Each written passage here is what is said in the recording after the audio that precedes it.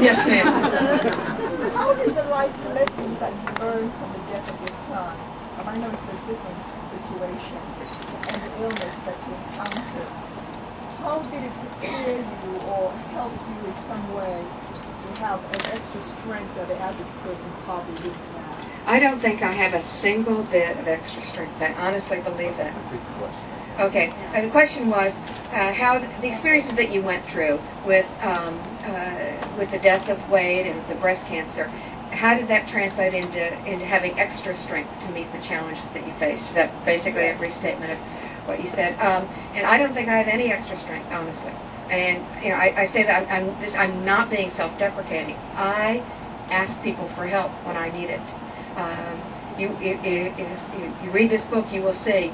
It does not. You know, I certainly asked John to help me, and he was there for me. I asked my family to help me. The people who are around me, I ask them all the time to help me. And you will see, you could be a complete stranger. I will still ask you to help me. And I don't. And people actually, you find they don't mind it. They feel good, reaching out and helping somebody else. You have to think of it as you're giving somebody a gift. I mean, the truth of the matter is, all of us contributed when we had when Katrina decimated the Gulf Coast, and we felt good about the people who received the benefits of our gifts were blessed by those. But the truth is, didn't you feel good as well by it? As I described Santa Claus one time, my sister had said, my niece came to me and said,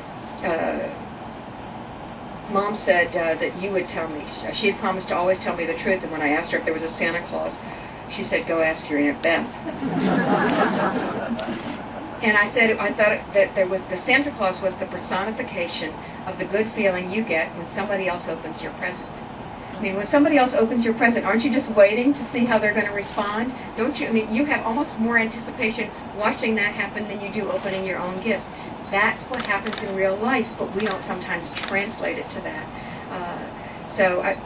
That's what I do. I mean, it's because I've woven this great safety net around me, and that I'm able to appear strong to you, but it's only because of the people who hold me up. Yes, ma'am. You read the two passages that I was most moved by so far in your book. But the other thing that moved me was listening to your description of Kate.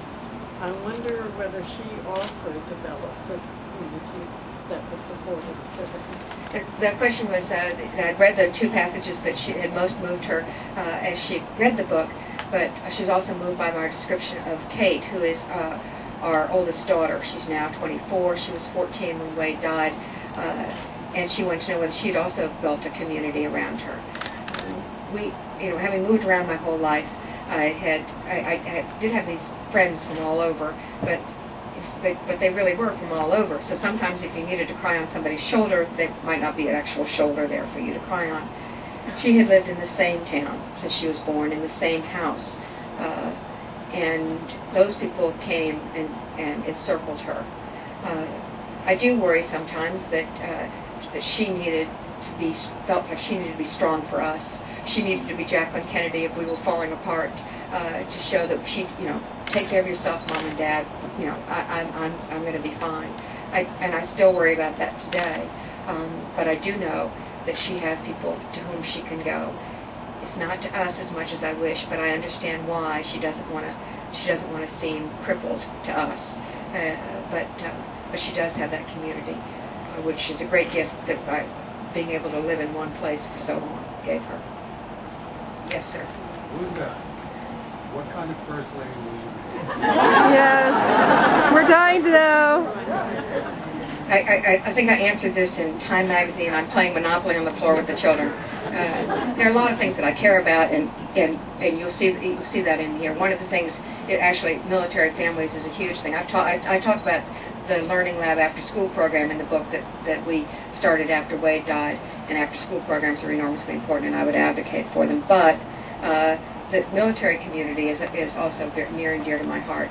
And as Sue would tell you, military families can't complain when things go wrong. They complain to one another. Maybe that's one of the bonds that we have, anybody here tired of green paint? You know, every room green paint. But they can't complain to their superiors because it might affect the chances of their spouse or father or mother to vote. So I think one of the things I want to do is make certain that those people have an avenue to complain if that were ever to be in my future, and I have no idea whether it is. So you have a fall. I'm going over here. Tell me what qualities of your son you see in your other children. John said once he looked at the children, they were behaving in the ways children do, and he said, "Oh my goodness, we had the same two children twice."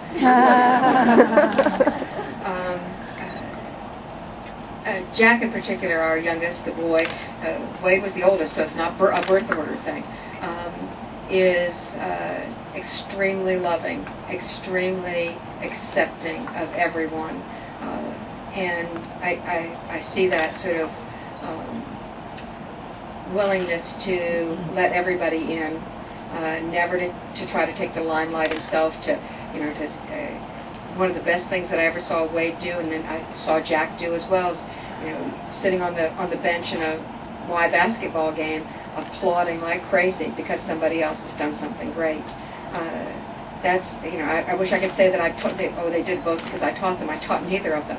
They seemed to know that they needed to be cheerleaders for one another, and that's the way that we were all going to be better. So the nighttime cuddles and the way that our sons have been so compassionate towards other people. I think of ways that I see them mimicked. Yes. Hi, I wonder, given the support that you had when you were going through your illness, how did you keep everyone informed so that you didn't have to sort of retell an update? How did I keep people informed about how I was doing? Actually, John did that for me. A lot of the people who were interested in how I was doing and how anything was progressing in our lives would participate in a One America Committee website and blog where John would give updates. Sometimes emails would go out to people who had signed up, sort of letting them know what was happening at every stage of our lives, both professionally and personally. But for your closer circle of friends who might have wanted to know what they could do, or how did you? Yes, Sue. My close friends. Everybody has a friend that they know. If they tell them, everybody knows. Got those too. But the people who are further away from me, I have formed email lists. And so I have an email list for Carolina basketball. I have an email list for politics. I have an email list for people who went to Zama. I formed that Sue belongs to as well. I have lists for almost every group, different places that I've lived or different topics that I'm interested in, and so I put things on there. I was saying earlier, fortunately my brother is involved in a lot, having gone he's a year younger and lives in New York, but he'd gone all the same places I had gone, so every time I want to tell him I'm going to be on television or something, I get my brother to post it, so it doesn't seem so self-promoting.